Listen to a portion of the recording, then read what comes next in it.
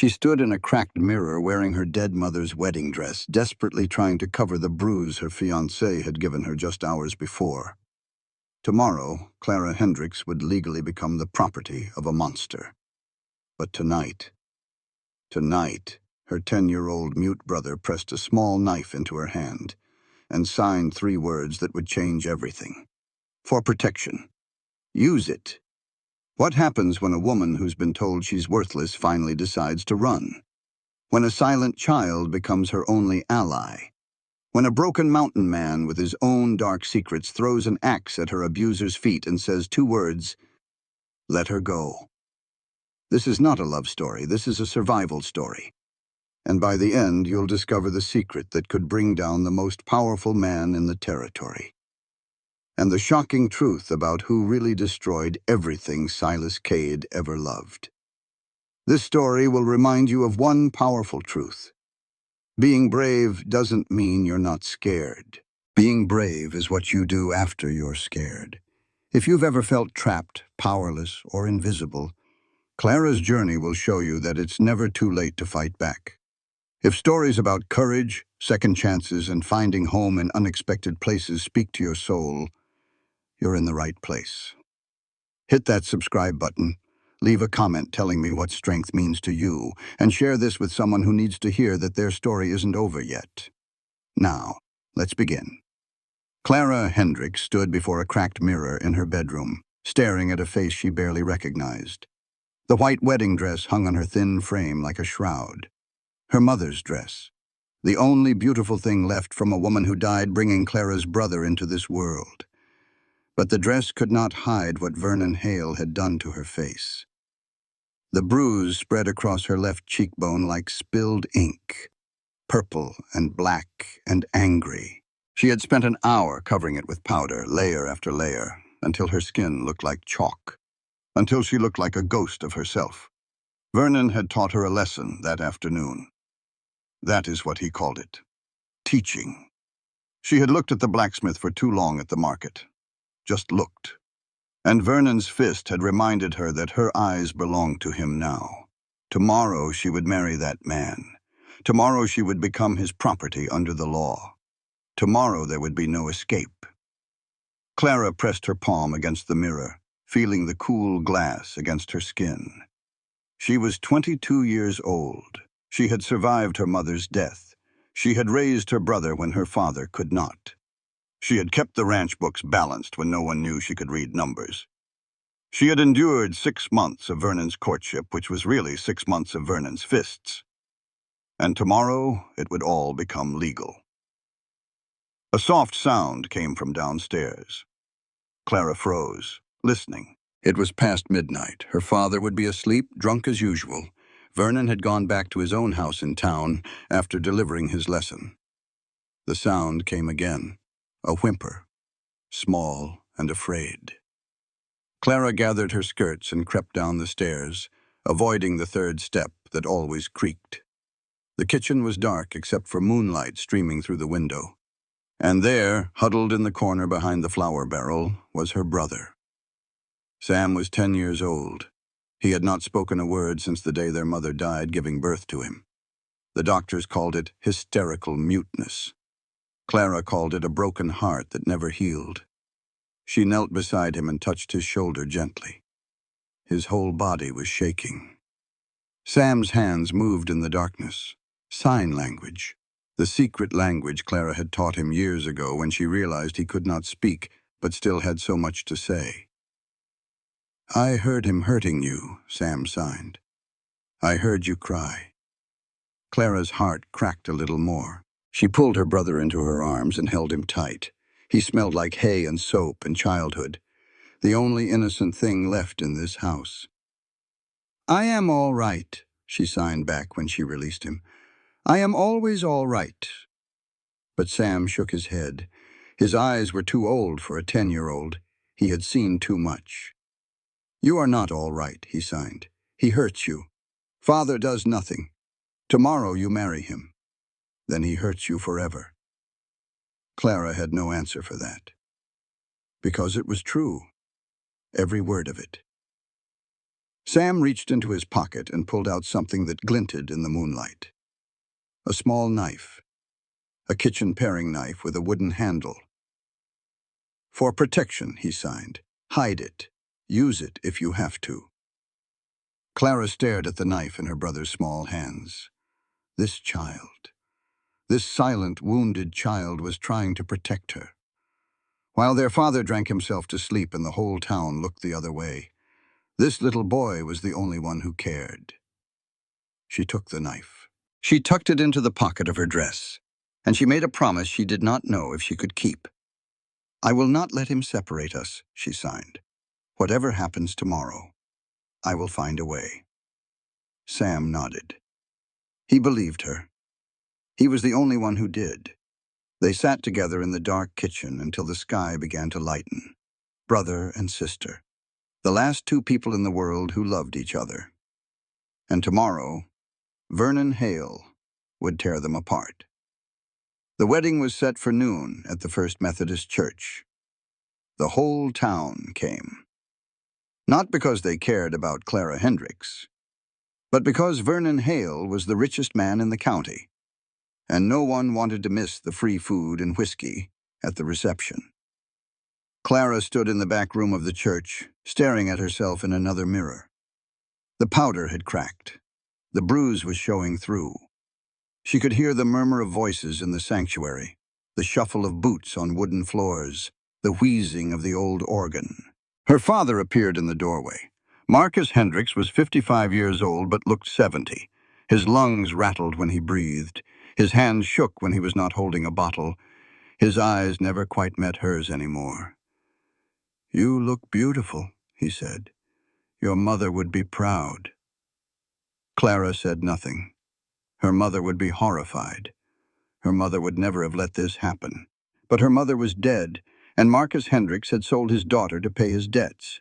"Vernon is a good man," Marcus continued. "He will take care of you. Take care of the ranch. Take care of everything." Clara finally turned to face him. She let him see the bruise, let him see the purple and black spreading across her cheek. "Is this what taking care of me looks like?" she asked. Marcus flinched, but he did not answer. He never answered. The organ music swelled. It was time. Clara walked down the aisle on her father's arm. She saw Vernon waiting at the altar, handsome in his black suit, smiling like a man who had just won a prize at the county fair. She saw the townspeople in the pews, dressed in their Sunday best, none of them meeting her eyes. She saw Reverend Morrison at the pulpit, his Bible open, his face carefully blank. And she saw the door at the back of the church, the door that led outside, the door that led to freedom. "Dearly beloved," Reverend Morrison began, "we are gathered here today to join this man and this woman in holy matrimony." Clara's heart pounded. The knife in her pocket pressed against her thigh. Sam was somewhere in the crowd. She could not see him, but she knew he was watching. "If anyone knows of any reason why these two should not be wed," Reverend Morrison continued, "speak now or forever hold your peace." Silence. Complete and total silence. Clara looked at her father. He stared at his boots. She looked at the townspeople. They examined the ceiling. She looked at Vernon. He was still smiling. That smile that promised pain behind closed doors. That smile that said, "You belong to me now." And something inside Clara Hendricks finally broke. Not broke like shattered glass. Broke like a dam giving way. Broke like a storm finally unleashing itself after years of building pressure. She ripped her hand away from Vernon's grip. She grabbed the skirt of her mother's wedding dress and tore it. Tore it right up the middle, the sound of ripping fabric echoing through the silent church. And then she ran. She heard Vernon's shout behind her, heard the gasps of the congregation, heard her father calling her name. But she did not stop. She burst through the church doors and into the blazing summer sun. The town of Miller's Creek stretched out before her. The general store, the saloon, the blacksmith shop, all the places that had watched her suffer and said nothing. She ran down the wooden sidewalk, her ruined dress streaming behind her. She had no plan, no destination, just the desperate need to escape. Vernon caught her in the middle of Main Street. His hand tangled in her hair and yanked her backward. She screamed as her scalp burned, as her feet went out from under her, as she crashed to the dusty ground. "Where do you think you're going?" Vernon snarled. His handsome face was twisted with rage. The mask had finally slipped. "You think you can embarrass me like that? In front of the whole town?" He dragged her up by her hair. She clawed at his hand, but he was too strong. "You are mine, Clara. You have been mine since your father signed those papers.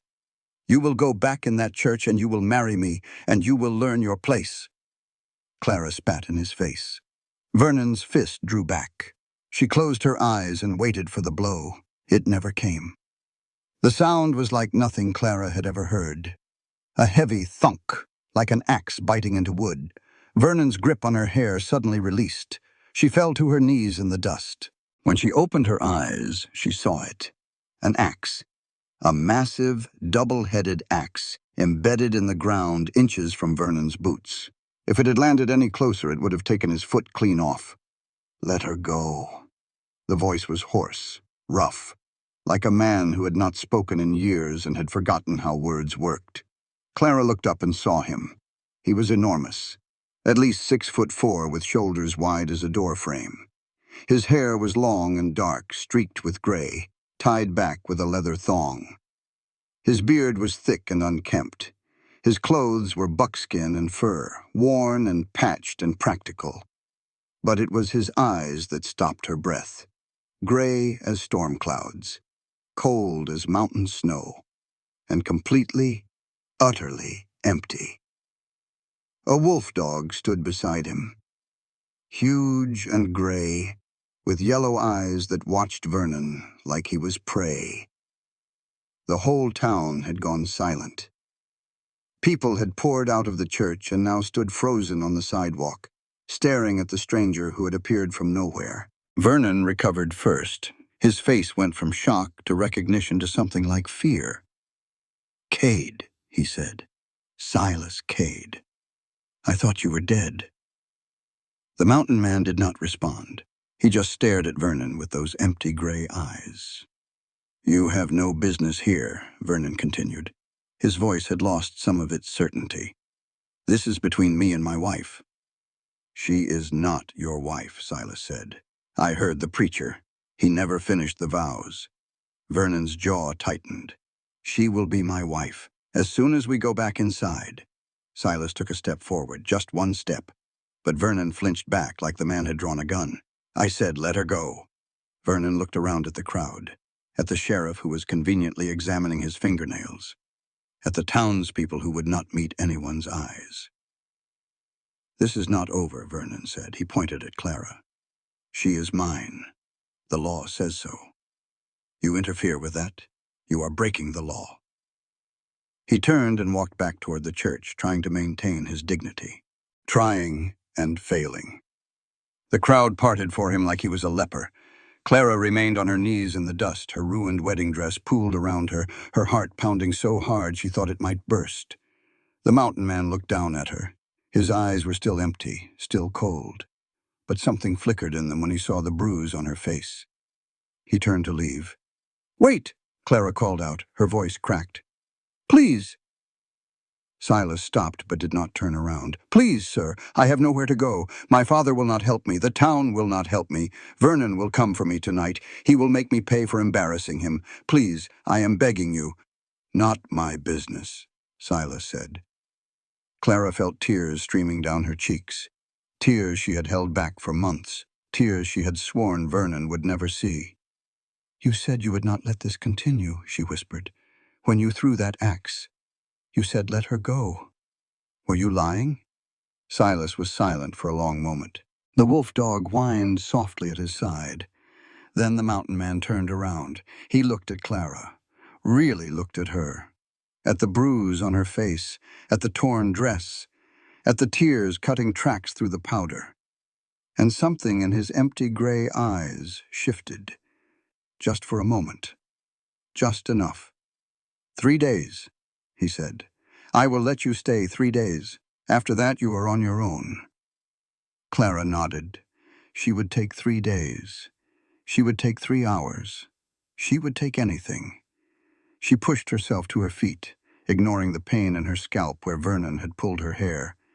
She looked back at the town, at the church, at her father standing on the steps, not moving, not helping, not doing anything at all. Then she turned and followed the mountain man into the forest. She did not know his story.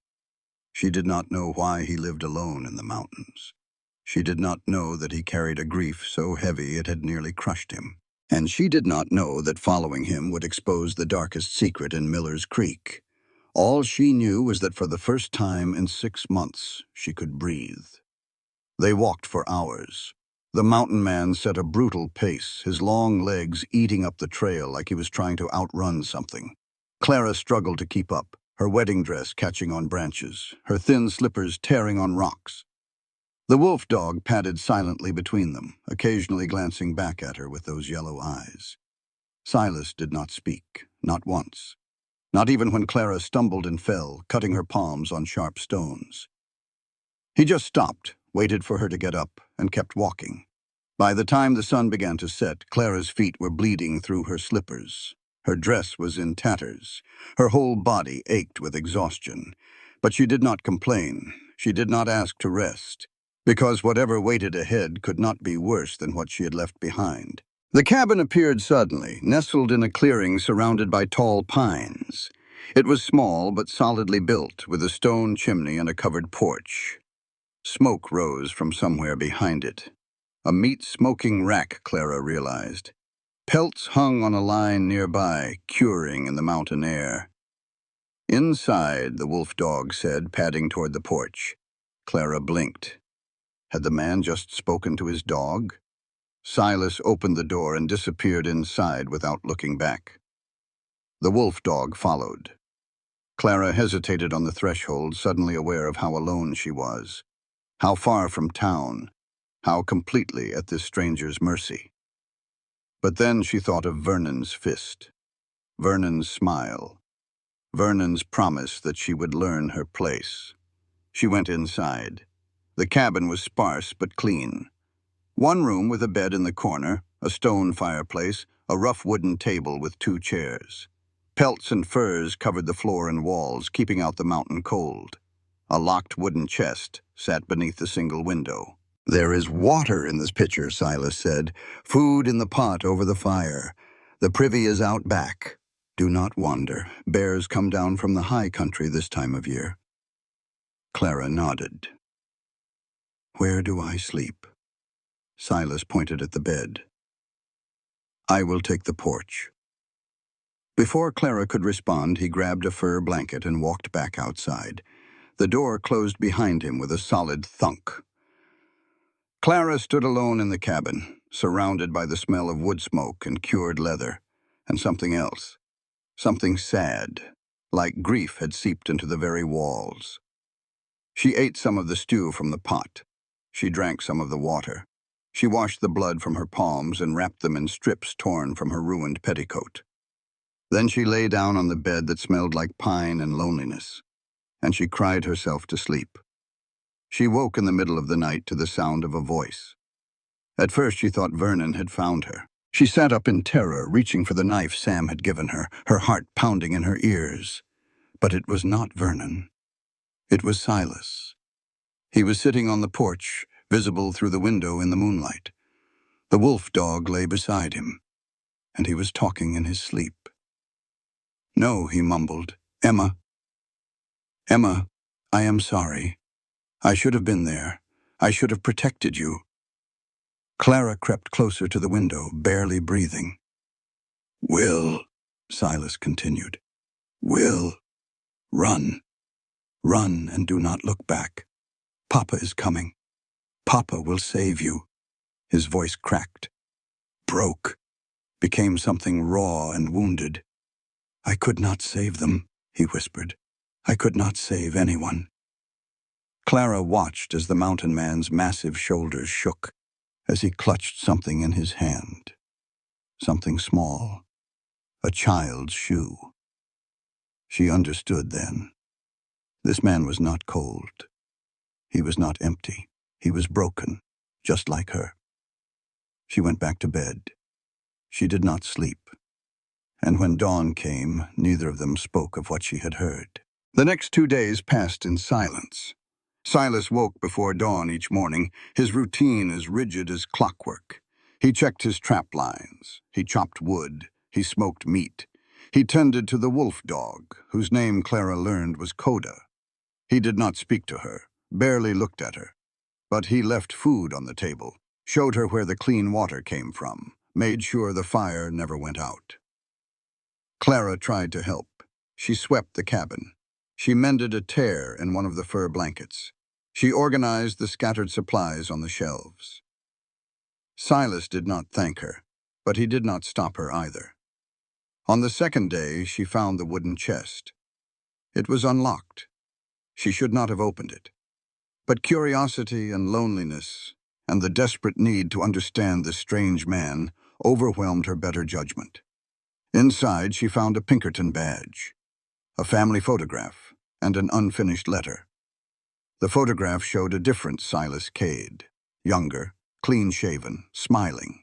Beside him stood a beautiful woman with kind eyes and a little boy no older than 5. They looked happy. They looked loved. The letter was addressed to someone named Emma. "My dearest wife," it began, "by the time you read this, I will be home. The case is almost closed. Just 1 more week, and we will be together again. I miss you and Will more than words can say. I am counting the days until I can hold you both in my arms and never let go." The letter ended there, unfinished, forever incomplete. "Do not touch that." Clara spun around. Silas stood in the doorway, his face carved from stone, but his eyes were burning. "I am sorry," Clara said. "I should not have looked. I just wanted to understand." "There is nothing to understand," Silas said. His voice was empty again, that careful, practiced emptiness. "They are dead. I failed them. That is all you need to know."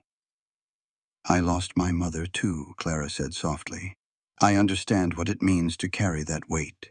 "You do not understand anything." Silas crossed the room in 3 strides. He grabbed the photograph and the letter and the badge. He put them back in the chest. He closed the lid. "3 days," he said. "I gave you 3 days. Tomorrow I take you back down the mountain. After that, you are not my problem." He walked out of the cabin and did not return until after dark.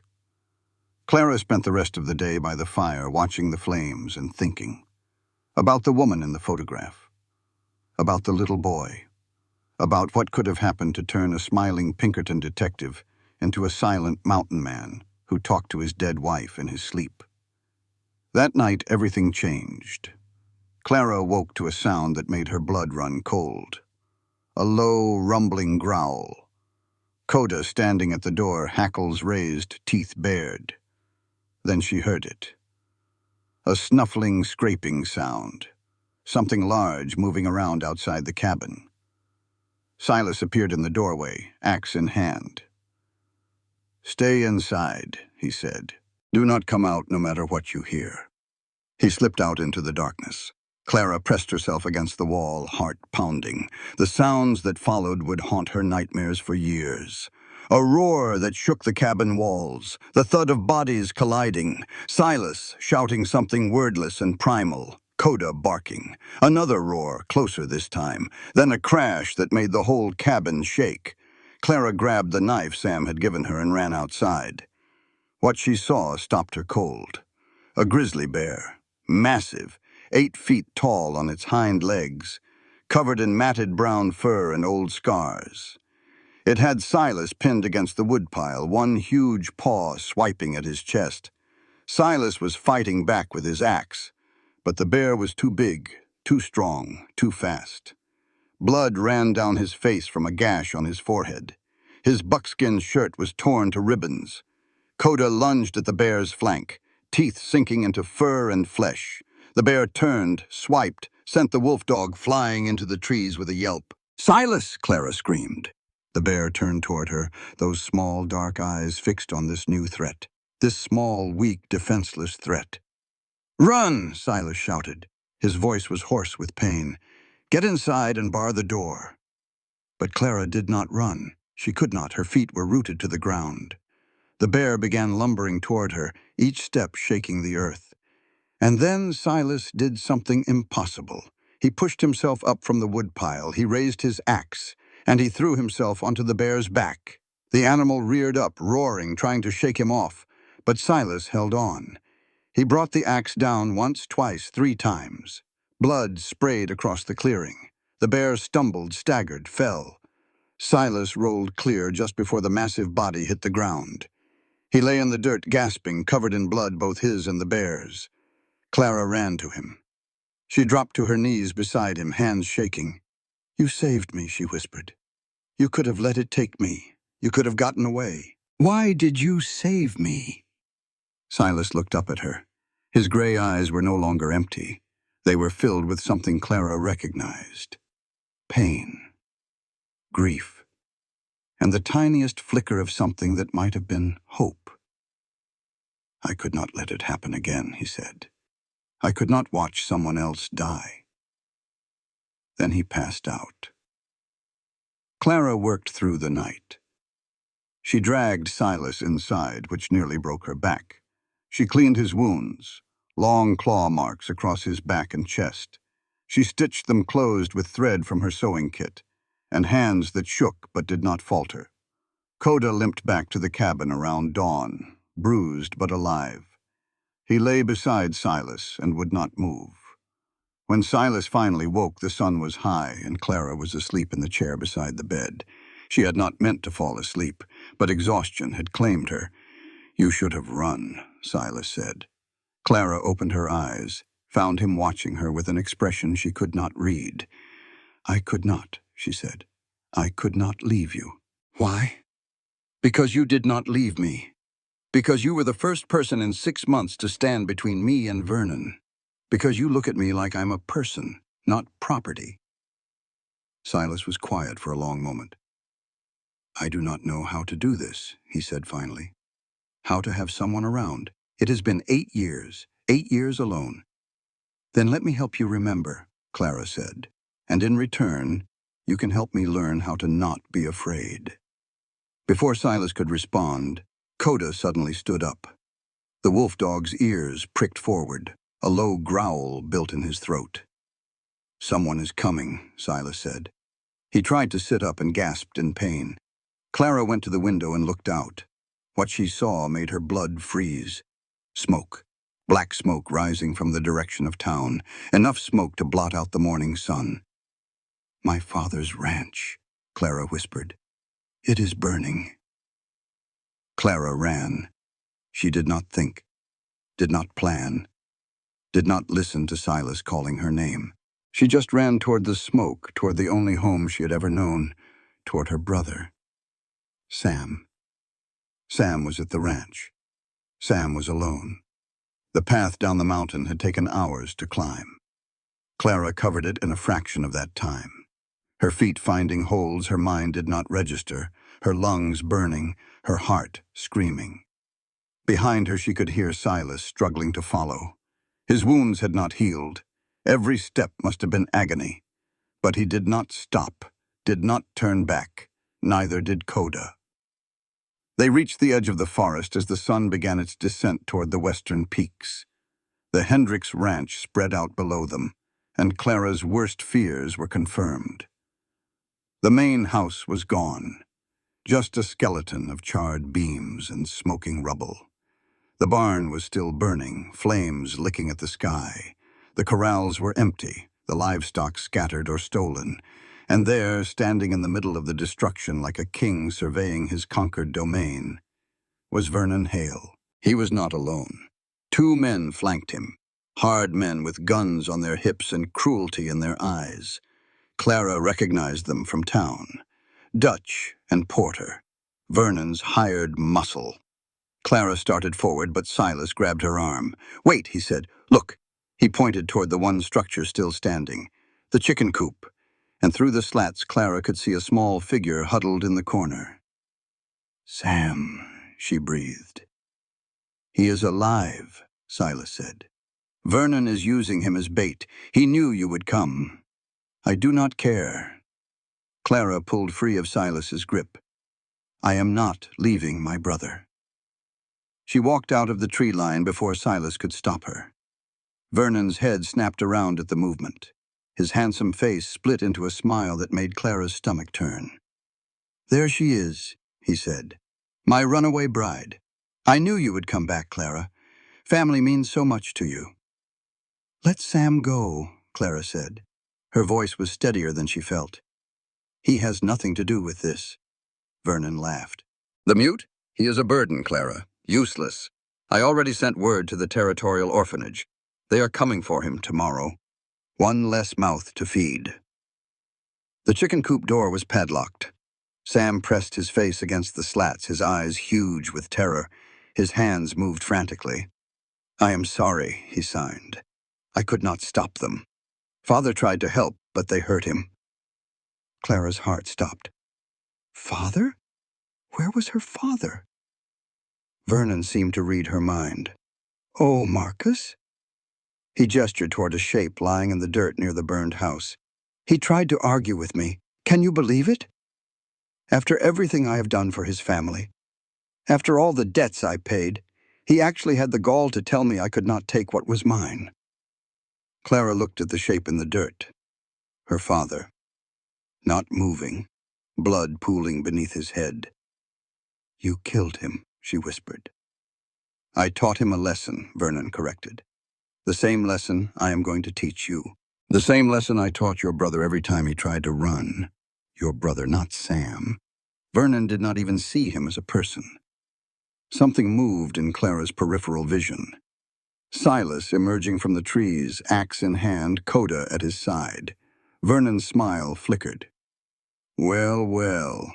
Silas Cade. Still playing hero, are you?" Silas said nothing. He just walked forward, his eyes fixed on Vernon like a wolf tracking prey. "You know," Vernon continued, his voice taking on an edge of malice, "you were always too soft, Cade. Even back at Pinkerton. Always caring about the little people, the innocent victims. Look where it got you." Clara saw something flash across Silas's face. Recognition, confusion, suspicion.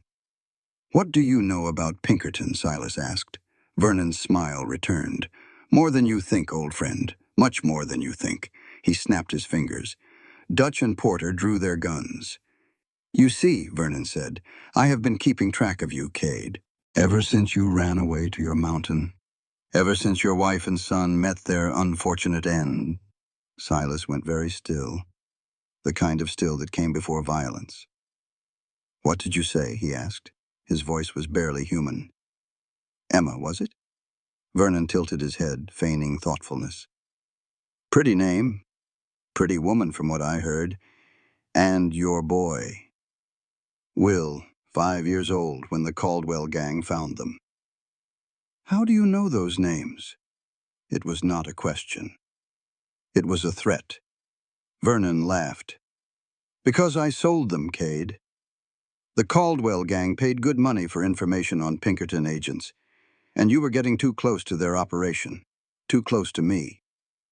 Clara watched the color drain from Silas's face. Watched 8 years of grief and guilt transform into something darker. Something dangerous. "You," Silas said. "You gave them my family's location. I gave them your address, yes. What they did with it was their business." Vernon shrugged like he was discussing the weather. "Unfortunate, really. I heard Emma begged for the boy's life at the end, begged them to let him go. They did not listen." Silas moved. Clara had never seen anyone move that fast. One moment he was standing 20 feet away. The next he was on Vernon, his massive hands wrapped around the man's throat, his face a mask of pure rage. Dutch and Porter raised their guns. Clara did not think. She grabbed a rock from the ground and hurled it at Dutch's head. It caught him in the temple. He stumbled, his shot going wide. Coda launched himself at Porter. 200 pounds of wolf dog hit the man square in the chest, and they went down in a tangle of fur and screaming. But Vernon's men were not the only threat. More men emerged from behind the burning barn. 3, 4, 5 of them, all armed, all pointing their weapons at Silas. "Silas!" Clara screamed. "Behind you!" Silas looked up, saw the guns, saw the impossible odds. His hands tightened on Vernon's throat. "Do it!" Vernon choked. "Kill me. My men will shoot you dead, and then they will take your woman and that mute brat and sell them both. Is that what you want?" Silas's hands shook with the effort of not squeezing harder. Clara could see the war in his eyes, the desperate need for revenge fighting against something else, something that might have been hope. "Silas," Clara said. Her voice cut through the chaos like a knife. "Let him go. He killed my family," Silas growled. "I know, and he will pay. But not like this. Not at the cost of your soul." Silas met her eyes. She saw the grief there, the rage, the terrible weight of 8 years of guilt. But she also saw something else, something she had put there. Trust. Slowly, agonizingly, Silas released Vernon's throat. The man collapsed to the ground, gasping for air. "That is better," Vernon wheezed. "Much better." He looked up at his men. "Take them. All 3 of them. We will deal with the mountain man later. First, I need to teach my bride her manners." The men moved forward. There was nowhere to run, no way to fight. And then a voice spoke from the darkness. "I do not think so." Everyone turned. Marcus Hendricks stood swaying in the firelight. Blood covered half his face. One arm hung limp at his side. He looked like death walking, but he was alive. And he was holding a pistol. "Father," Clara breathed. Marcus did not look at her. He kept his eyes fixed on Vernon. "I have been a coward my whole life," Marcus said. His voice was weak but steady. "I let you hurt my daughter. I let you threaten my son. I told myself it was for the best, that you would take care of them, that I was protecting my family." He cocked the pistol. "I was wrong." "Marcus," Vernon said. His voice had lost its smooth confidence. "Think about what you are doing. Think about your debts." "My debts." Marcus laughed. A wet, rattling sound.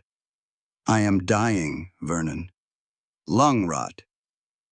Got maybe 6 months left. What do I care about debts?" He turned to Clara. His eyes were filled with tears.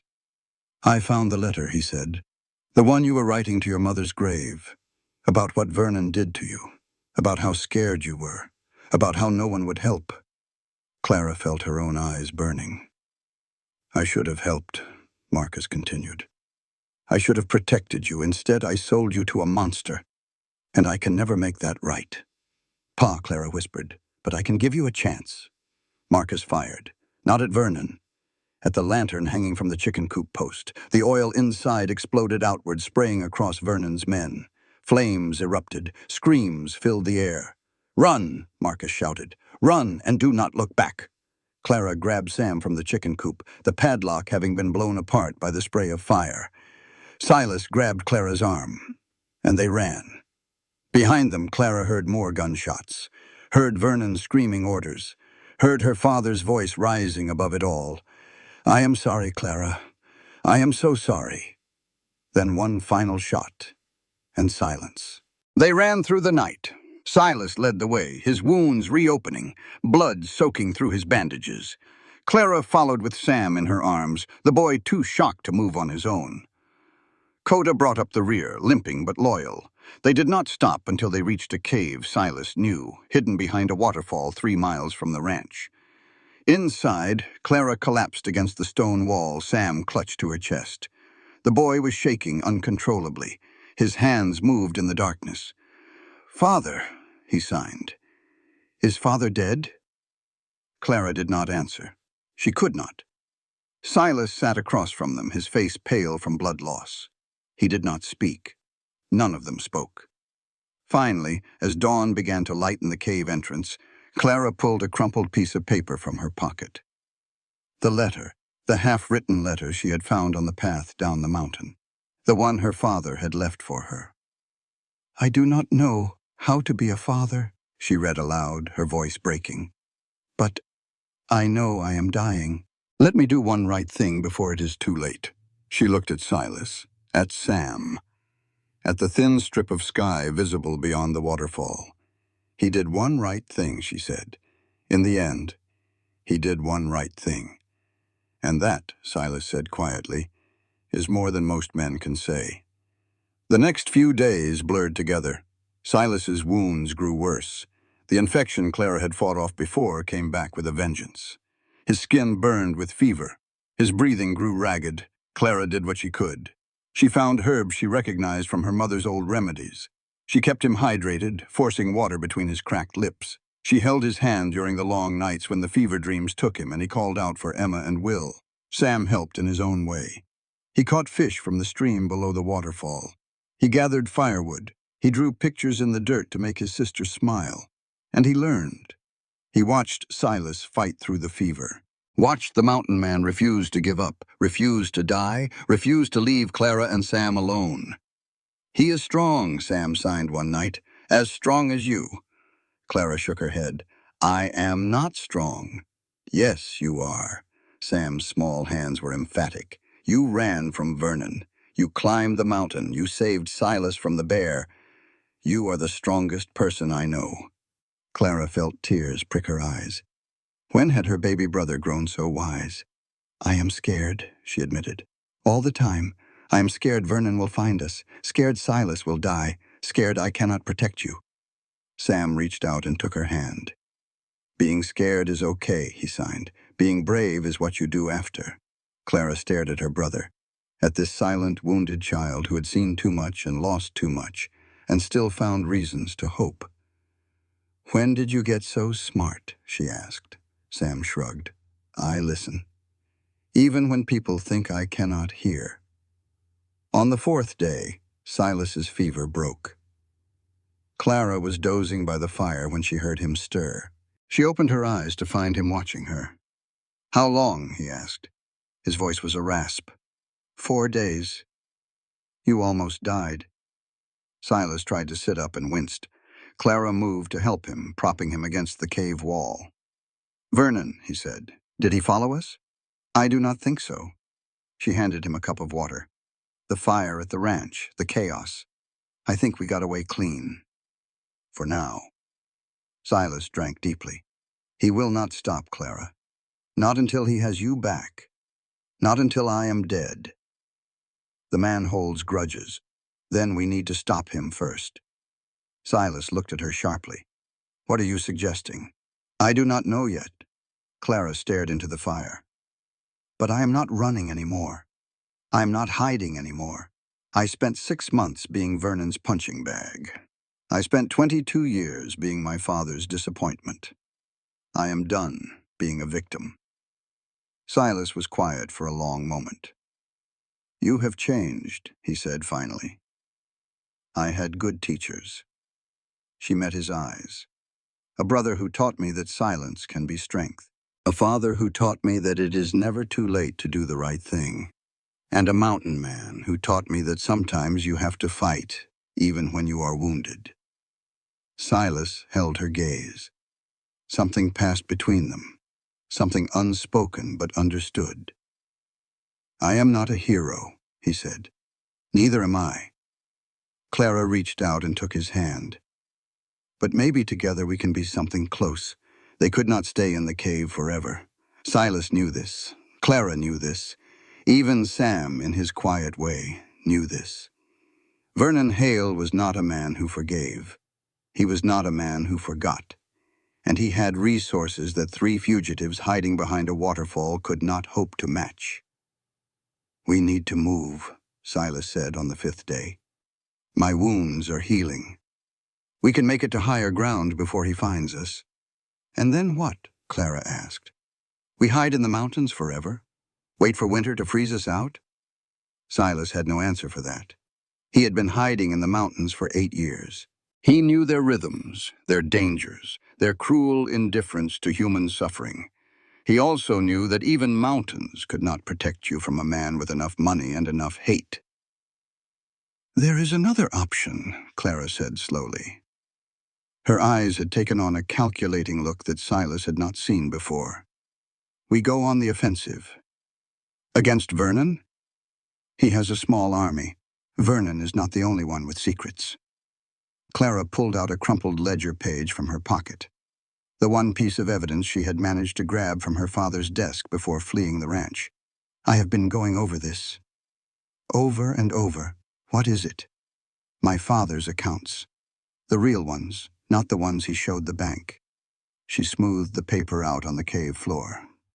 Vernon paid off my father's debts, but the money did not come from Vernon's cattle business. It came from somewhere else. Somewhere my father was too scared to investigate. Silas leaned forward, ignoring the pain in his ribs. What are you saying? I am saying Vernon Hale is not just a rancher. He is connected to something bigger, something illegal.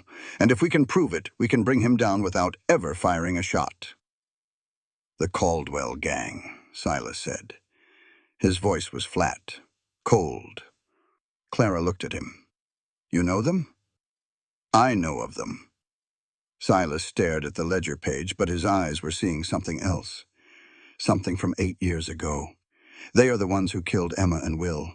The ones Vernon sold my family's location to. Then this is our chance, Clara said, to get justice for your family and save mine. Silas was quiet for a long moment. The fire crackled between them.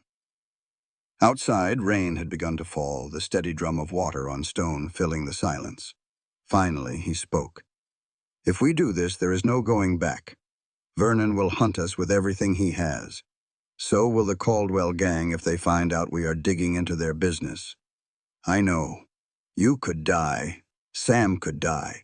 We are already dying, Clara said. Just slower. Running is not living, Silas. It is just waiting for the end. Silas studied her face. The determination in her eyes, the set of her jaw, the way she held herself like a woman who had already survived the worst and was not afraid of what came next. You really have changed, he said. I had to. Clara reached out and touched his hand, the first time she had touched him voluntarily, and I'm not done changing yet. They moved out at dawn. The rain had stopped, but the clouds remained, heavy and gray, pressing down on the mountains like a wet blanket. Silas led the way, his wounds wrapped tight, his axe in hand. Clara followed with Sam on her back, the boy too exhausted to walk on his own. Coda ranged ahead, nose to the ground, alert for danger. They were making for the old mining camp, Silas explained. Abandoned years ago when the silver ran out. It would give them shelter, access to water, and most importantly, a defensible position if Vernon's men found them. But the mountains had other plans. They were crossing a narrow ridge when Silas stopped suddenly, his hand raised in warning. Clara froze. Sam pressed his face into her shoulder. What is it? Clara whispered. Silas pointed. Far below, moving through the trees like ghosts, a line of riders. 10, maybe 12 of them, spreading out in a search pattern. Vernon's men, Clara breathed. Some of them. Silas's eyes narrowed, but not all. Those two in front. The ones in the black coats. Those are not local boys. Who are they? Caldwell gang. Silas's voice was grim. Vernon called in reinforcements. Clara's heart sank. A dozen men, professional outlaws, against a wounded mountain man, a battered woman, and a mute child. Can we go around them? She asked. Maybe, if we move fast and stay high. Silas turned and met her eyes. But Clara, if they catch us, I need you to run. Take Sam and do not look back. I am not leaving you. You do not have a choice. Silas's voice was hard. I can slow them down. Buy you time. But only if you promise to keep going. Promise me. Clara wanted to argue. Wanted to tell him that she would not abandon him the way the rest of the world had. But she looked at Sam, at his wide, frightened eyes, and she knew Silas was right. I promise, she whispered. They moved through the mountains like shadows. Silas knew every trail, every shortcut, every hiding place. He led them through narrow passages the horses could not follow, across streams that would hide their scent from tracking dogs, up cliff faces that would take Vernon's men hours to navigate. But the riders were relentless. Every time Clara thought they had lost them, she would glimpse movement in the trees below, hear the distant whinny of a horse, see the flash of sunlight on a rifle barrel. "They are tracking us," Silas muttered on the second day. "Someone who knows these mountains almost as well as I do." "Who?" Silas shook his head. "I do not know. But they are good." That night, they could not risk a fire. The temperature dropped below freezing. Clara huddled with Sam between Coda and Silas, all four of them sharing body heat, trying to survive until morning. She could feel Silas shivering beside her. His wounds were not fully healed. The cold was sapping what little strength he had regained. "You are hurt," she whispered. "I will manage. Let me help." She shifted closer, pressing her back against his chest. Her mother had taught her that shared warmth was the only cure for mountain cold. That and a good fire, which they did not have. Silas went very still. She could feel his heart pounding through his buckskin shirt. "Clara," he said. His voice was strained. "Just let me help you." She closed her eyes. "For once in your life, let someone help you." Slowly, hesitantly, Silas's arm came around her waist. He held her like she was made of glass, like she might shatter at his touch. It had been 8 years since he had held a woman. 8 years since Emma had died in his arms. 8 years of cold and loneliness and guilt. And now this. This stubborn, brave, broken woman who refused to give up, who had seen his worst and stayed anyway, who was teaching him, moment by moment, how to feel again. "Thank you," he whispered into her hair. "For what? For not running. For not leaving me alone." Clara did not answer. She just pressed closer and let the warmth of their shared bodies carry her into an exhausted sleep. The trap sprung on the third day. They were crossing a narrow canyon when the shot rang out. Silas went down. Clara screamed. Sam clung to her back, his small body rigid with fear. Coda launched himself toward the source of the shot, disappearing into the rocks above. Clara dropped to her knees beside him. Blood was spreading across his shoulder, staining the rocks beneath him. "Silas, stay with me." "Go," Silas gasped. "Take Sam and go. I told you I am not leaving you." More shots rang out. Rock fragments sprayed across Clara's face. She threw herself over Silas, shielding him with her body. A voice echoed through the canyon. "Clara Hendricks." The voice was familiar, oily, triumphant. "Come out where we can see you. We have you surrounded. Vernon." Clara raised her head, looked up at the canyon walls, saw the rifle barrels poking over the edges, counted them. 6, 7, 8. No way out. Vernon appeared at the mouth of the canyon, flanked by 2 men Clara did not recognize. They wore black coats and had the cold eyes of professional killers. Caldwell's men. "You led us on quite a chase," Vernon said. His voice was pleasant, conversational, as if they were meeting for tea. "But it is over now. Time to come home. I would rather die. That can be arranged." Vernon's smile did not reach his eyes. "But I would prefer not to damage my property. So here is what is going to happen. You are going to stand up. You are going to walk over here. And you are going to watch while my associates finish what your pet mountain man started 8 years ago." Clara looked down at Silas. His face was gray with pain. Blood was still flowing from his shoulder, but his eyes were open, alert. His hand was moving slowly toward the axe at his belt. "What about Sam?" Clara asked, stalling for time. "The mute?" Vernon shrugged. "The orphanage train leaves next week. He will be someone else's problem soon enough." Something cold settled in Clara's chest. Not fear, not despair, something harder, something sharper. Rage. "You know what, Vernon," she said. She stood up slowly, keeping her hands visible. "I have spent 6 months being afraid of you. 6 months flinching every time you raised your hand. 6 months hating myself for being too weak to fight back." Vernon's smile faltered slightly. "What are you doing? I am done being afraid." Clara stepped forward. "1 step, 2. I am done being weak, and I am done being your property." Vernon laughed. A nervous laugh. You cannot do anything to me. I have 8 guns pointed at your head. Maybe, Clara kept walking. But you forgot something, Vernon. What? Clara smiled. It was not a nice smile. Dogs are loyal. Vernon barely had time to turn before Coda hit him from behind. 200 pounds of wolf dog slammed into Vernon's back, driving him face first into the ground. His rifle flew from his hands. His screams echoed off the canyon walls. The men on the ridgeline turned, confused, their attention split between the chaos below and the targets they had been ordered to watch. It was all the distraction Silas needed. He threw the axe.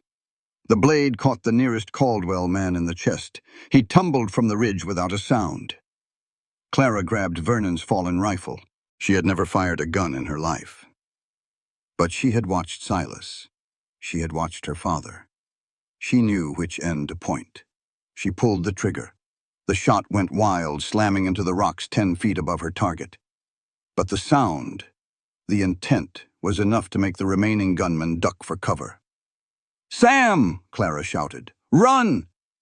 The boy did not hesitate. He scrambled up the canyon wall like a mountain goat, finding handholds Clara could not see.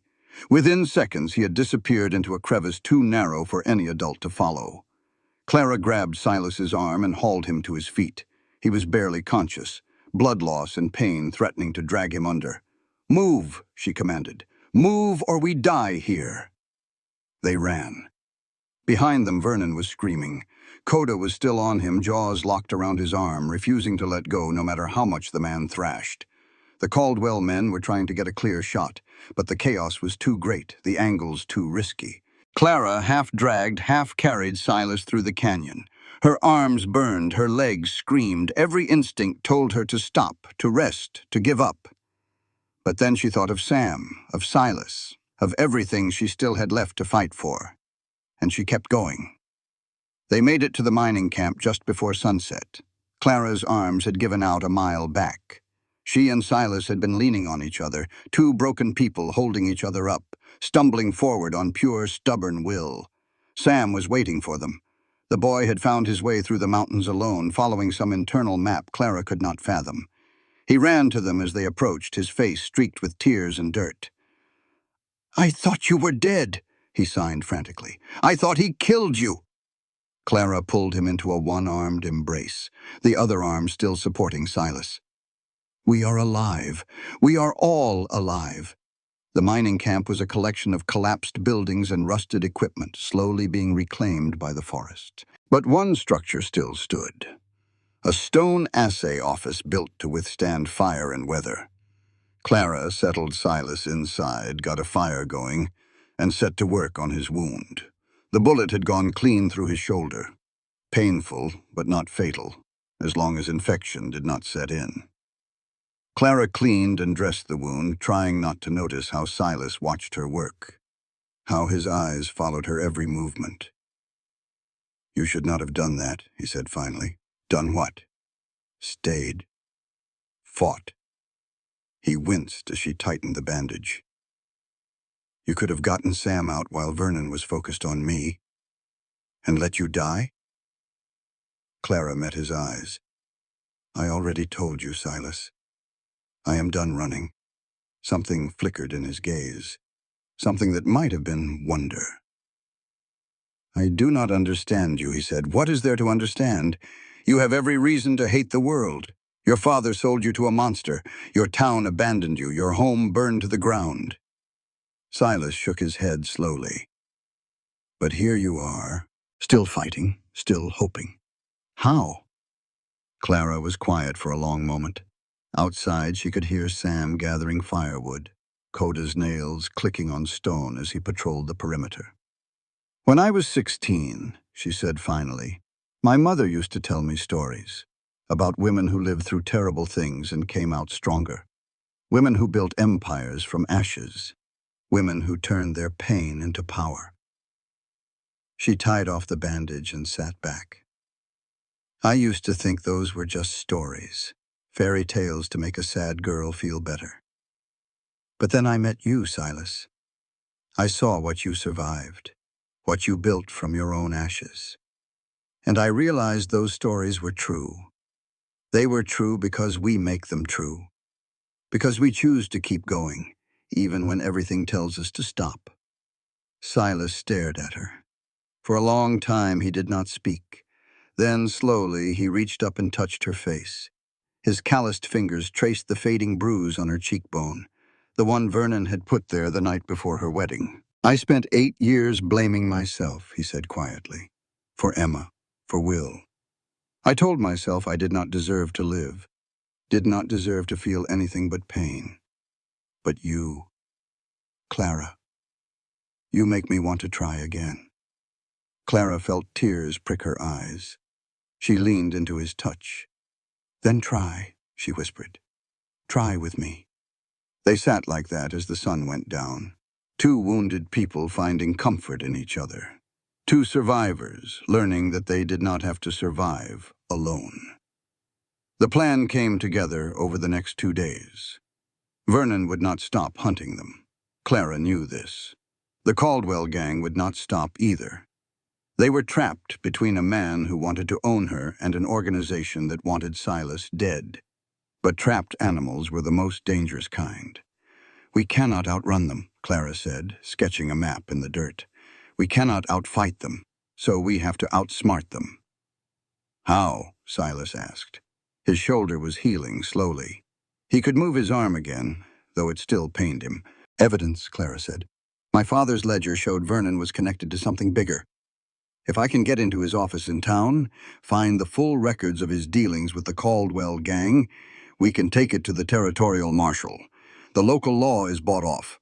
The local law, yes, but the territorial marshal in Denver is not. If we can prove Vernon and the Caldwell gang are planning something big, something that threatens the territory itself, Denver will have to act." Silas considered this. "It is risky.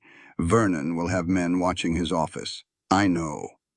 Clara's jaw set. "But I know that town. I know every back alley and hidden entrance. I can get in and out before anyone knows I was there. I am going with you." "No." Clara shook her head. "You need to stay here with Sam. Protect him if Vernon's men find this place. And besides," she added with a faint smile, "a 6'4" mountain man is not exactly inconspicuous." Silas wanted to argue. She could see it in his eyes. The need to protect, the fear of losing someone else. But he also saw the determination in her face. The same determination that had carried her through the mountains, that had kept her fighting when any sane person would have given up. "Be careful," he said finally. "Please." "I will." She left at nightfall. The journey back to Miller's Creek took most of the night. Clara traveled light, carrying only Sam's knife and a dark shawl that had belonged to one of the mining camp's long-dead residents. The town looked different at night, smaller, meaner. The streets she had walked her whole life seemed foreign, hostile. She made her way to Vernon's office through the back alleys, avoiding the main thoroughfares where his men might be watching. The building was dark, locked, silent. Clara picked the lock with a hairpin, a skill her mother had taught her years ago, one of many practical lessons disguised as games. "Be ready for anything," her mother used to say. The world is not kind to women who cannot take care of themselves. Inside Vernon's office was exactly as she remembered. The big mahogany desk, the leather chairs, the gun cabinet locked in the corner, and there, behind a false panel in the wall that Clara had discovered years ago while playing hide-and-seek, the safe. The combination was Vernon's birthday. The man was nothing if not predictable. The safe swung open. Clara's breath caught. Ledgers, stacks of them, dating back years. She began reading, her fingers trembling, her heart pounding. What she found was worse than she had imagined. Vernon was not just connected to the Caldwell gang. He was their banker, their accountant, their inside man in legitimate society. Every robbery, every murder, every dirty deal for the past decade had flowed through Vernon Hale's meticulous records. And there was more. Letters. Correspondence with someone Vernon called Judge. Plans for a gold shipment robbery set for next week. A list of Pinkerton agents who had gotten too close to the truth, their names crossed out one by one. Silas Cade was on that list. Not crossed out, marked as unfinished business. But the final document made Clara's blood run cold. A marriage certificate, Vernon's first wife, Margaret Hale, and a death certificate from 2 months later. Cause of death listed as falling accident. Clara remembered Margaret Hale, a quiet woman, nervous, jumpy, the kind of woman who flinched when her husband entered the room, just like Clara had become. Vernon had not just abused his first wife, he had killed her. And then he had set his sights on Clara. She gathered as much evidence as she could carry, stuffed the papers into her shawl, closed the safe, replaced the panel. She was almost to the door when the light came on. Vernon stood in the doorway. His arm was bandaged where Coda had bitten him. His face was a mask of cold fury. "I knew you would come back," he said. "You never could resist playing the hero, Clara, just like your father." Clara's hand went to the knife at her belt. Vernon laughed. "Please. What are you going to do with that?" He stepped forward. "You know what I think? I think deep down you want to be caught. You want to be punished. You want someone to tell you what to do, how to act, who to be. You do not know anything about me." "I know everything about you," Vernon said. His voice was soft now, gentle. The voice he used when he wanted something, when he was being charming and dangerous all at once. "I know you are scared. I know you are tired. I know you have been running for days, sleeping in dirt, eating scraps. Come home, Clara. Let me take care of you." For one terrible moment, Clara almost believed him. Almost believed that the pain would stop if she just gave in. Just submitted. Just let Vernon win. Then she thought of Silas, of Sam, of her mother's stories about women who turned their pain into power. "No," she said. Vernon's face hardened. "Excuse me?" I said no. Clara straightened her spine. "I am not your property, Vernon. I never was, and I never will be. You do not have a choice. Everyone has a choice." Clara backed toward the window. "You taught me that. Every time you raised your fist, every time you told me I was worthless, every time you made me feel like nothing. You taught me that I could choose to believe you or choose to fight. I choose to fight." She threw herself through the window. Glass shattered around her. She hit the alley hard, rolled, came up running. Behind her, Vernon shouted for his men. Lanterns flared to life. Boots pounded on wooden sidewalks. Clara ran. She ran through alleys she had played in as a child, through yards where she had helped neighbors garden, through the cemetery where her mother was buried. She ran until her lungs burned and her legs screamed and the shouts of her pursuers faded into the distance.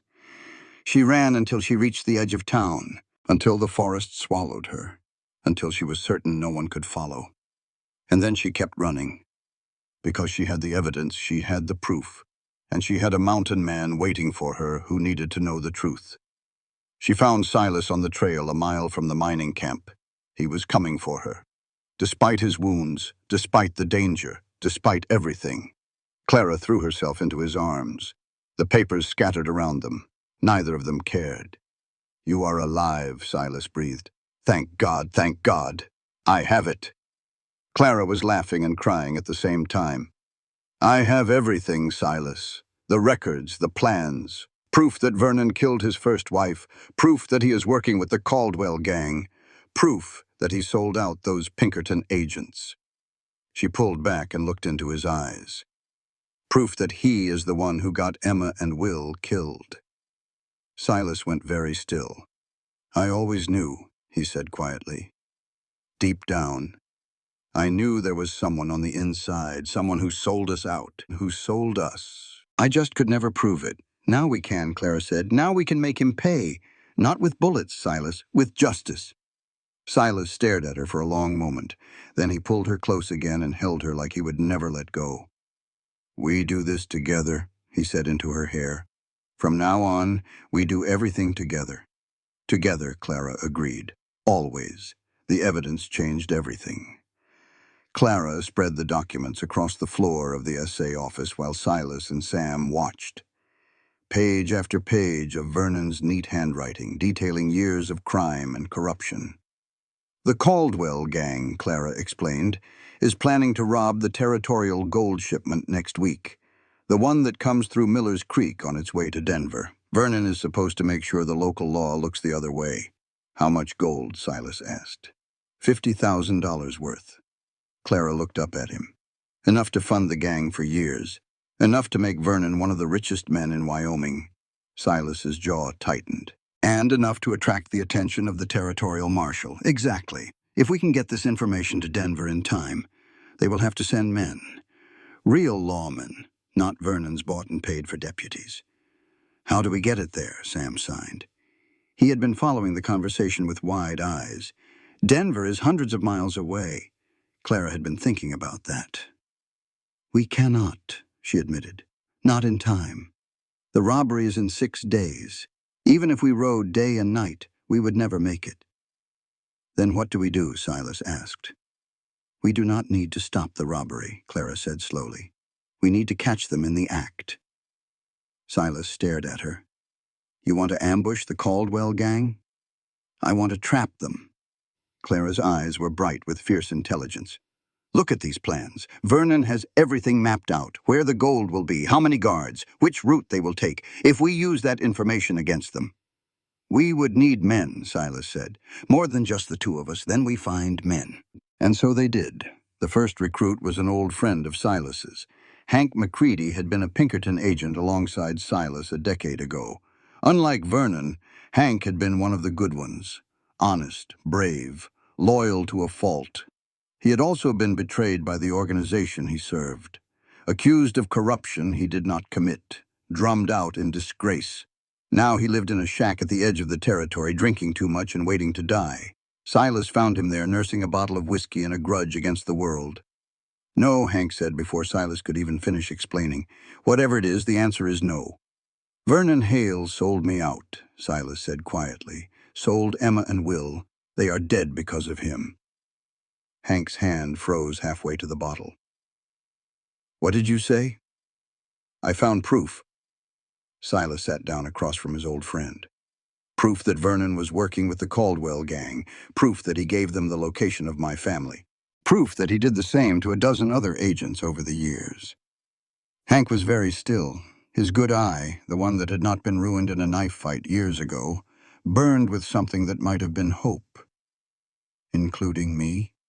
Silas nodded. You were on his list, Hank. The corruption charges.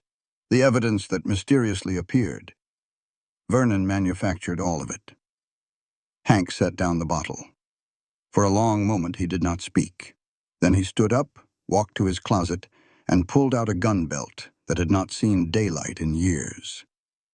When do we leave? He asked. The second recruit was a woman named Maria Santos. She ran the only saloon in Miller's Creek that was not under Vernon's control.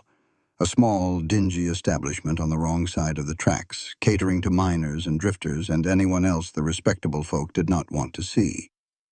Clara found her scrubbing glasses behind the bar. I know you, Maria said. Her accent was thick, her eyes sharp. You are the Hendricks girl, the one who ran from her wedding. I am, Clara agreed. And I know you, Mrs. Santos. Your husband died 3 years ago. Everyone said it was a mining accident. Maria's hands went still. But it was not an accident, Clara continued. Was it? For a long moment, Maria did not respond. Then she set down the glass she had been cleaning and looked at Clara with eyes that had seen too much pain. Vernon Hale killed my Pedro, she said quietly, because Pedro would not pay protection money, because Pedro stood up to him when no one else would. Clara reached into her shawl and pulled out one of Vernon's ledgers. I have proof, she said, proof of everything he has done, every life he has ruined, every person he has killed. Help me bring him down, Mrs. Santos. Help me give your husband justice. Maria stared at the ledger, at the neat columns of numbers that represented decades of suffering. Then she smiled, a fierce, dangerous smile. Tell me what you need, she said. The third recruit was the most surprising of all. Reverend Thomas Morrison had been the pastor of Miller's Creek for 20 years, a gentle man with a gentle voice, more interested in saving souls than in worldly matters. But when Clara found him hiding in a root cellar beneath his church, she discovered a different side to the Reverend. "Vernon caught me reading his letters," Morrison explained. His hands were shaking. "He found out I knew about the gold shipment, about the Caldwell gang, about everything. He was going to kill me, would have killed me if I had not escaped through the basement." "How did you find out?" Clara asked. "Confession," the Reverend said simply. "Vernon used to confess to me. Not out of guilt, I think, but out of pride. He wanted someone to know how clever he was, how powerful, how untouchable." He looked up at Clara with haunted eyes. "I heard him confess to killing his first wife," he said. "I heard him plan your fate, Miss Hendricks. Every terrible thing he intended to do to you once you were legally his. And I said nothing, did nothing. May God forgive me." Clara should have hated him for that, for his silence, his cowardice, his complicity. But she thought of her father, of Marcus Hendricks, who had also been silent and cowardly and complicit, who had also done nothing until the very end. "One right thing," Clara said. "That is all I am asking, Reverend." "One right thing." Morrison nodded slowly. "Tell me how I can help," he said. They gathered in the assay office as the sun set on the fifth day. Silas, Clara, Sam, Hank, Maria, Reverend Morrison. 6 people against an army. It should have been hopeless. It should have been suicide. But looking around at the faces in the firelight, Clara felt something she had not felt in a long time. Hope. "Here is the plan," she said, spreading Vernon's maps across the floor. "The gold shipment will pass through Miller's Creek at noon in 2 days. Vernon's men will be waiting here at the canyon pass. The Caldwell gang will hit them from both sides, kill the guards, take the gold. And Vernon walks away clean," Hank said, "blaming it on the outlaws." "Exactly. But Vernon made one mistake." Clara pointed to a spot on the map. "He wrote down where the gang will be staging before the attack. An old silver mine, half a mile from the canyon. If we can trap them there, catch them with the plans and the weapons before they ever reach the gold." "We spring the trap before they spring theirs," Silas finished. "But how do we get them all in one place?" Maria asked. "That is where you come in." Clara turned to the saloon owner. "Vernon trusts you, or at least he does not suspect you. You can get close enough to deliver a message. Tell him the territorial marshal is on his way. Tell him the gang needs to move up the timeline, hit the shipment early." "They will panic," Hank said. "Rush to the staging area to prepare." "And we will be waiting," Silas said. "It could work," Morrison said slowly. "But what about the law? Even if we catch them, who has the authority to arrest them?" "I sent a letter to Denver 3 days ago," Clara said, "through Maria's network. It should have reached the territorial marshal by now. If everything goes according to plan, his men will arrive just in time to take custody." "And if they do not arrive in time," Hank asked, "then we hold the gang ourselves." Clara's voice was steady. "For as long as it takes." The room was silent for a long moment. Then Silas reached out and took Clara's hand. "Together," he said. "Together," Clara agreed. And so, for the first time since Vernon Hale had entered her life, Clara Hendricks allowed herself to believe that she might actually survive this. That night, after the others had gone to sleep, Clara found Silas sitting alone by the fire. "You should rest," she said. "Tomorrow is going to be hard." "I know." Silas did not look up. "But I keep thinking about what happens after." "After?" "After Vernon, after the gang. After all of this is over." He finally met her eyes. "What happens to us?"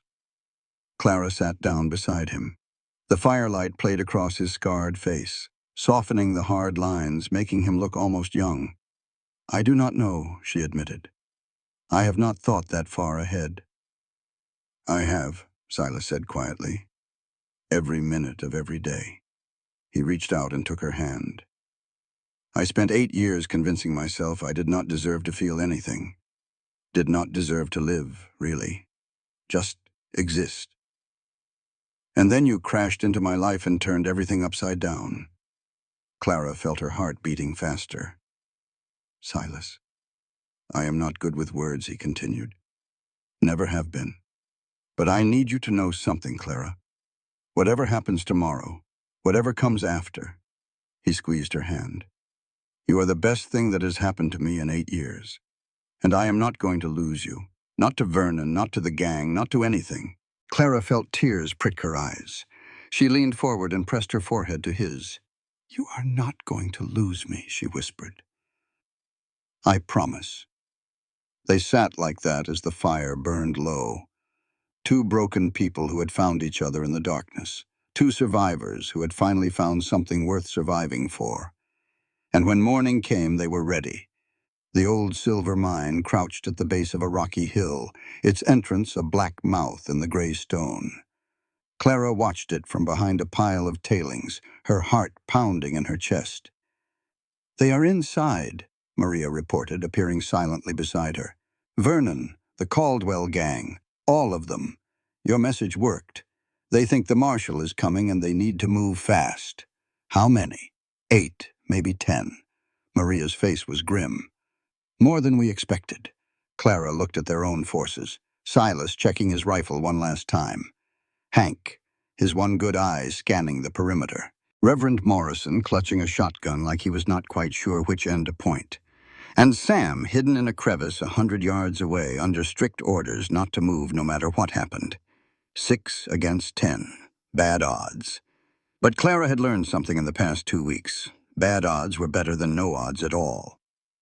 Everyone knows the plan, she said. We wait for Vernon and the gang to come out.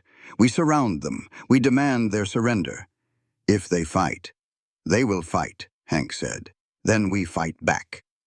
Clara checked her own weapon, a rifle Silas had given her, its weight strange but reassuring in her hands.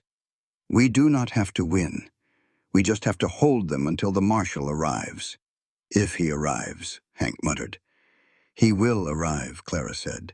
She wished she felt as confident as she sounded. The sun climbed higher. The mine entrance remained dark and silent. Clara's legs began to cramp from crouching. Sweat trickled down her back despite the mountain chill.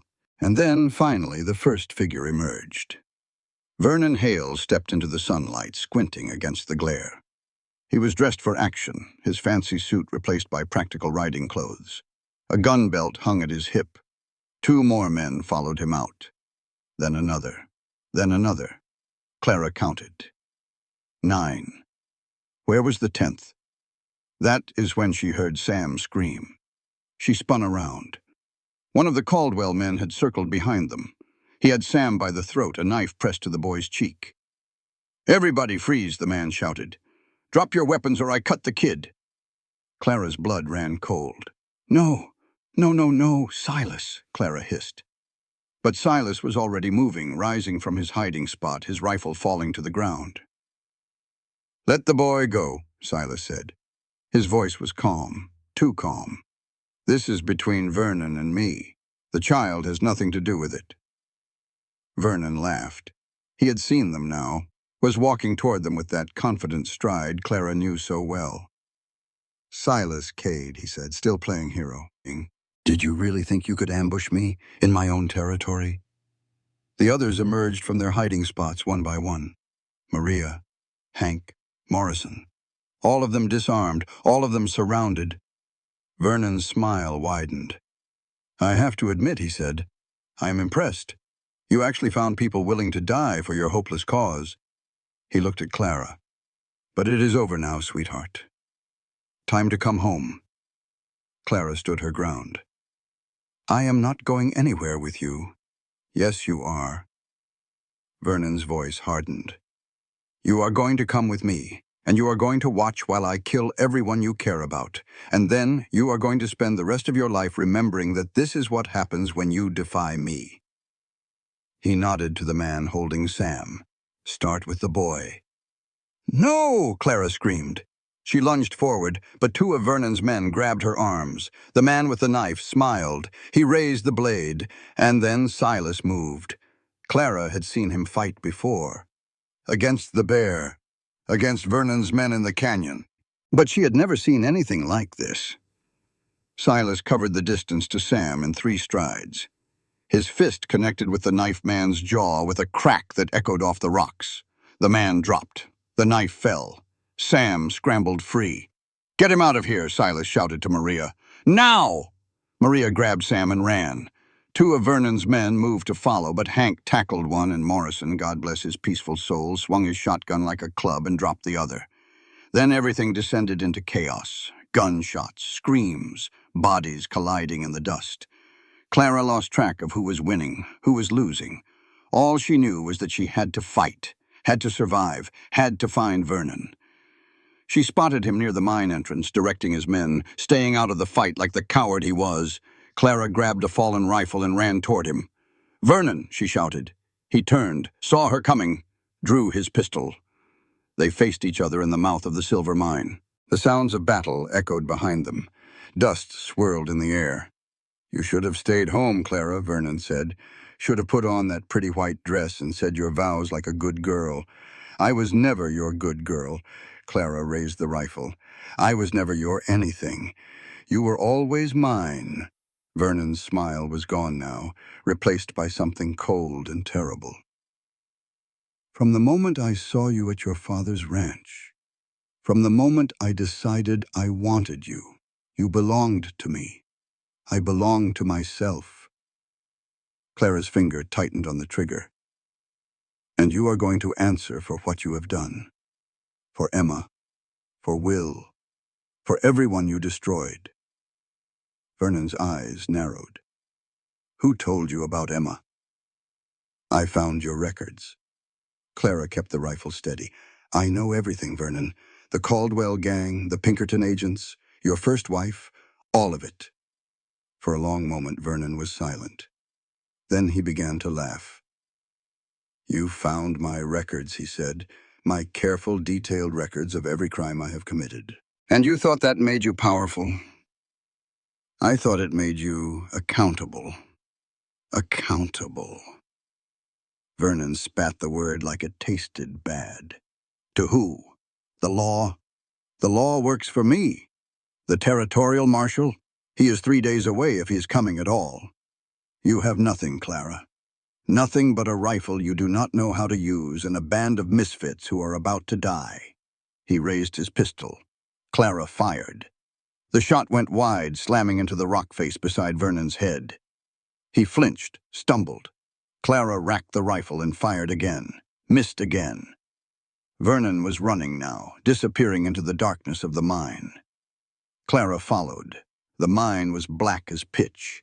She could hear Vernon ahead of her, his boots echoing on the stone floor. She moved forward blindly, one hand on the rough wall, the rifle in the other. "You cannot win this, Clara," Vernon's voice echoed from somewhere in the darkness. "You are just a woman, a weak, scared, worthless woman. You should have learned your place." Clara kept moving. Her eyes were adjusting to the darkness. She could see a faint light ahead, the glow of a lantern, maybe. "My mother told me a story once," Clara called out. Her voice was steady despite the terror in her heart. "About a woman who was trapped in a cave with a monster. Everyone told her she could not defeat it, that she was too small, too weak, too scared. But she did not listen. She found the monster's weakness, and she destroyed it." Vernon laughed. The sound bounced off the walls, coming from everywhere and nowhere. "What is your point?" "My point, Vernon, is that you are the monster." Clara rounded a corner and saw him, standing in a small chamber, lantern in hand, pistol raised. "And I am not weak anymore." She fired. This time she did not miss. The bullet caught Vernon in the shoulder. He spun, dropped the lantern, stumbled against the wall. His pistol clattered to the ground. Clara advanced, rifle leveled at his chest. "It is over," she said. "You are done. You are Vernon looked up at her. Blood seeped through his fingers where he clutched his shoulder. But he was smiling, that terrible, confident smile. "Do you know what I love about you, Clara?" he said. "Your spirit, your fire. Emma had it too. Right up until the end." Clara's finger tightened on the trigger. Go ahead, Vernon said. Kill me. Prove that you are just as much a monster as I am. Clara wanted to. God help her. She wanted to pull that trigger and watch the light leave Vernon's eyes. Wanted to make him pay for every bruise, every scar, every night she had spent crying into her pillow. But then she thought of Silas, of Sam, of all the people who were waiting for her outside. People who had fought for her, believed in her, loved her. She was not a monster. She refused to become one. No, Clara said. She lowered the rifle. I am not going to kill you, Vernon. I am going to watch you hang. I am going to watch the law you thought you owned finally catch up with you. And I am going to spend the rest of my life being free. Free of you. Free of fear. Free of everything you tried to make me. Vernon's smile faltered. You think the law will protect you? He snarled. You think this is over? I have friends, powerful friends, even if you somehow... Clara, Silas's voice echoed down the tunnel. Clara, where are you? In here, she called back. I have him. Silas appeared a moment later, bloodied, but standing. He took in the scene with a single glance. Vernon on the ground, Clara with the rifle, the lantern casting long shadows on the stone walls. You did not kill him, Silas said. I thought about it, Clara admitted, but I decided he does not get to make me into something I am not. Silas looked at her for a long moment. Then he nodded slowly. Good, he said. He walked over and bound Vernon's hands with rope, because the territorial marshal just arrived, with 20 men. It is over, Clara. We won. Clara felt her legs give out. She sat down hard on the cold stone floor, the rifle falling from her nerveless fingers. We won, she repeated. The words did not seem real. After everything, after all the running and fighting and fearing, we won. Silas knelt beside her. He cupped her face in his hands and made her look at him. You won, he said. You saved us all, Clara. You. And then he kissed her. It was not a gentle kiss. It was fierce and desperate, and full of everything they had both been too scared to say. 8 years of loneliness melting away. 6 months of fear dissolving into nothing. When they finally broke apart, Clara was crying, and laughing, and feeling for the first time in her life like she was exactly where she was supposed to be. The trial lasted 3 days. It was held in the territorial courthouse in Cheyenne, presided over by Judge William Harper, a man known for his integrity and his intolerance for corruption. Clara sat in the front row every day, Silas beside her, Sam on her other side, his small hand clasped in hers. The evidence was overwhelming. Vernon's ledgers, his correspondence with the Caldwell gang, the testimony of Reverend Morrison, who had heard Vernon confess to his crimes, the testimony of Maria Santos, whose husband Vernon had murdered, the testimony of Hank McCready, who had been framed and ruined by Vernon's lies, and Clara's own testimony. She stood on the witness stand and told the truth. All of it. Every beating, every threat, every night she had spent locked in her room counting the bruises, wondering if she would survive to see morning. The courtroom was silent when she finished. Even the judge looked shaken. Miss Hendricks, Vernon's lawyer said. His voice was smooth, practiced, utterly lacking in humanity. You claim my client abused you. Yet you have no witnesses, no proof beyond your own word. Clara looked at the lawyer. Then she stood up, rolled up her sleeves, and showed the scars to the courtroom. 18 scars, she said. In 6 months. Here is one where he hit me with his belt buckle. Here is one where he shoved me into the stove. Here is one where he... That is enough, Judge Harper said. His voice was quiet but firm. He looked at Vernon's lawyer. Do you have any more questions? The lawyer sat down without a word. When the verdict came, Clara was not in the courtroom. She was standing outside, looking up at the sky, trying to remember what it felt like to breathe without fear. Silas found her there. It is over, he said. Guilty on all counts. Murder, conspiracy, robbery. He hangs next week. Clara nodded. She should have felt triumphant, victorious, but all she felt was tired. "What about what he did to me?" she asked quietly. "The beatings, the abuse?" Silas was quiet for a long moment. "The judge said he could not charge Vernon for that," Silas admitted. "Under the law, a husband has the right to." He could not finish the sentence. "I know," Clara said. She turned to face him. "The law does not protect women like me, not yet. Maybe not ever. That is wrong," Silas said. His voice was fierce. "Yes, it is." Clara took his hand.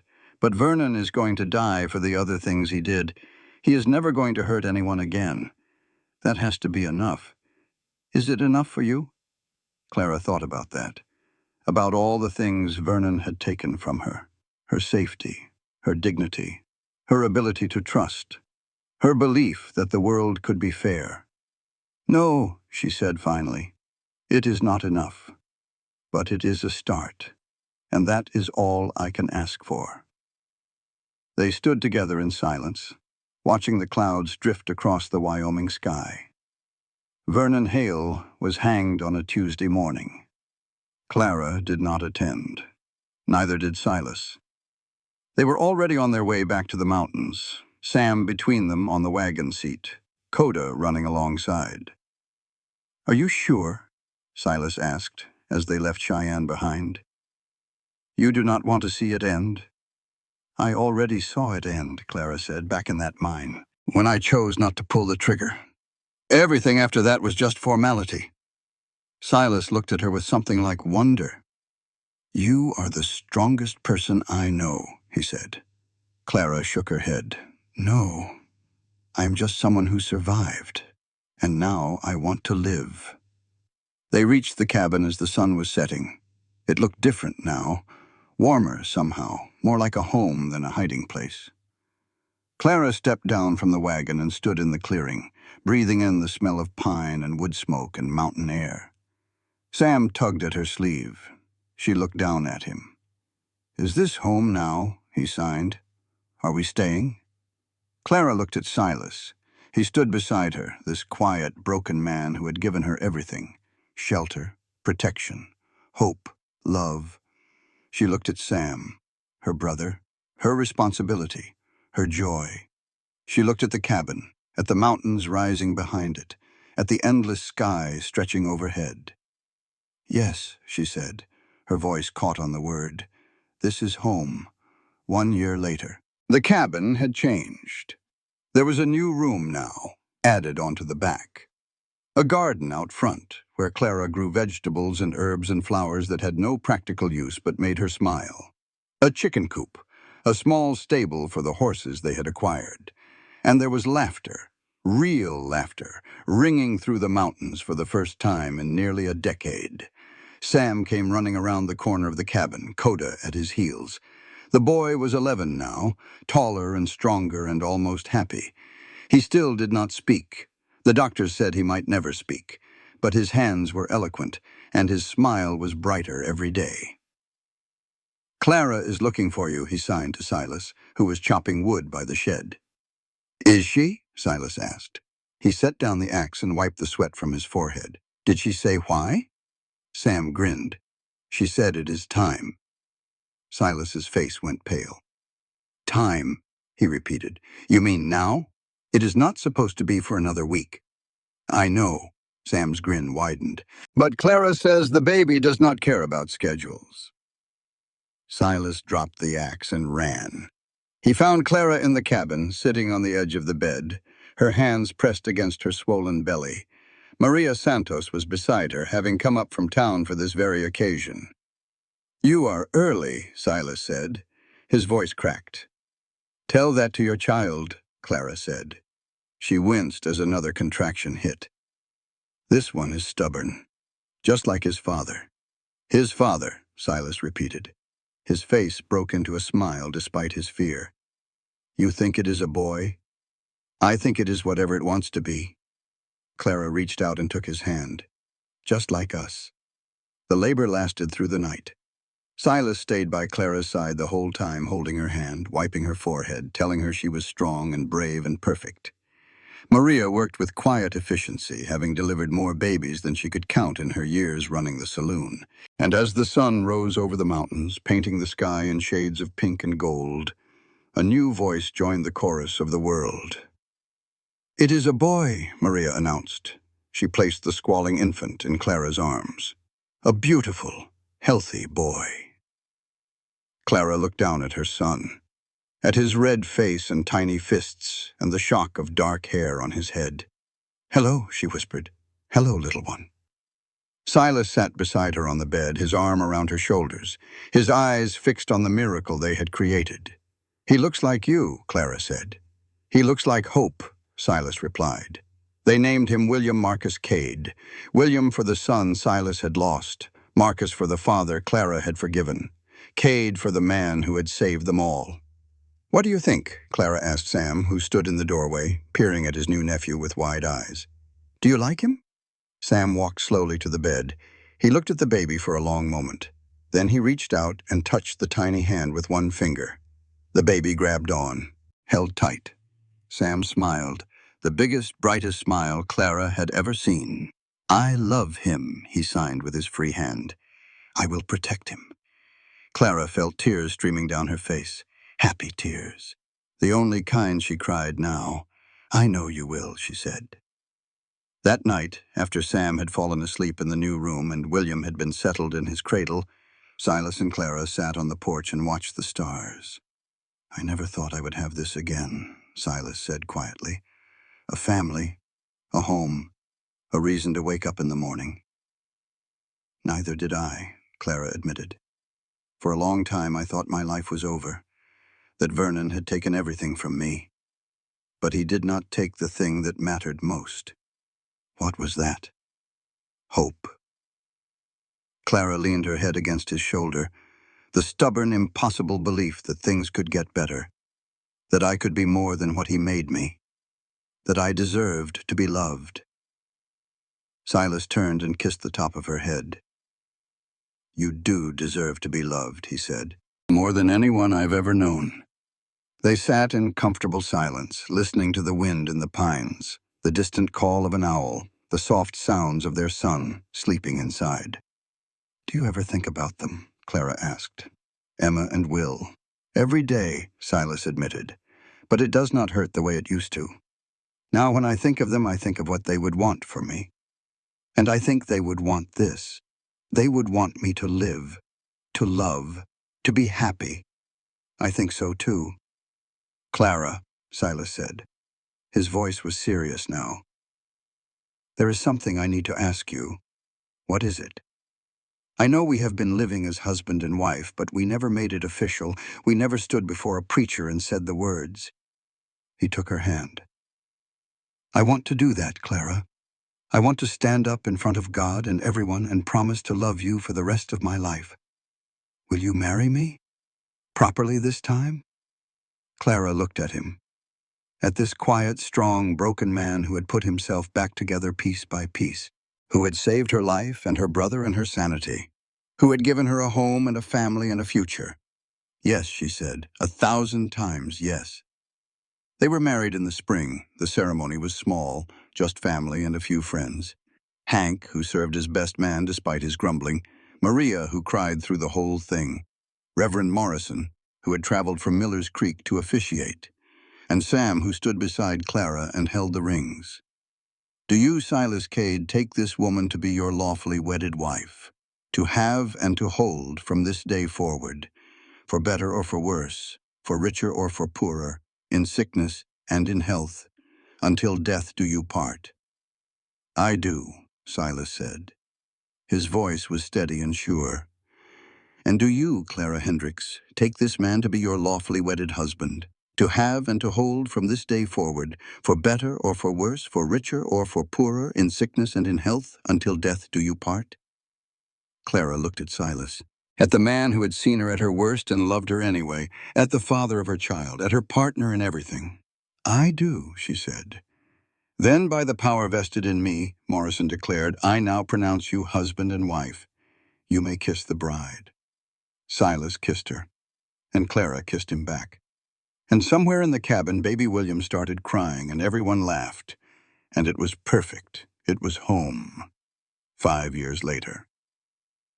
Clara stood on the porch of their cabin, watching the sun set over the mountains. The sky was painted in shades of orange and pink and gold, the kind of sunset that made you believe in God and miracles and happy endings. Behind her, she could hear the sounds of her family. Silas reading to William by the fire. The boy was 5 now, with his father's gray eyes and his mother's stubborn chin. He had started talking at 2 and had not stopped since. Sam, now 16, was teaching William sign language, patient as always with his nephew.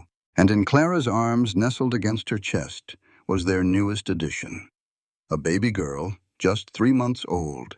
They had named her Emma after the woman Silas had lost, the woman who had made him capable of love in the first place. "It is beautiful," Clara said as Silas came to stand beside her. "The sunset. I never get tired of watching it." "Neither do I." Silas wrapped his arm around her waist. "But I would rather watch you." Clara laughed. "After 5 years, you would think you would have better lines. After 5 years, I have given up on being smooth."